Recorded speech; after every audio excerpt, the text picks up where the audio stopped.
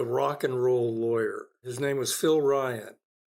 He's the guy who came in at the right time to save the careers of so many rock and roll artists who had fucked up so badly because of something. He was known as the rock and roll lawyer. Here's the guy you called if you wanted to get back in the music business. The night that Sly Stone was charging across the Golden Gate Bridge, being chased by the narcs, the drug police, and he gets to Sausalito record plant, and it just escalates until they call Stone, who's down in LA. Okay, call Phil. Get Phil over there. Don't let anybody do anything.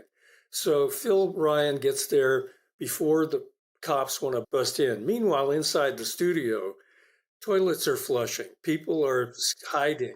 There's secret places in the pit recording room. There were so many little cubby holes.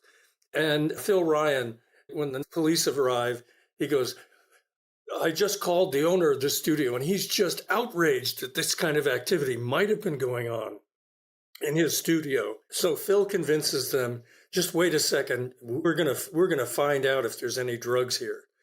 So meanwhile, the place is getting cleaned up.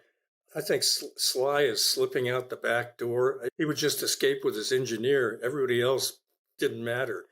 So Phil finally says, okay, let's go in. I think if there's any drugs, they're in this room here, the tech room. He opens the door, and there's a room with 1,000 drawers and little boxes. They don't find anything, but they start hearing music coming out. Suddenly, they're just groupies like anybody else. And the whole situation dissolved, and there was never any arrests.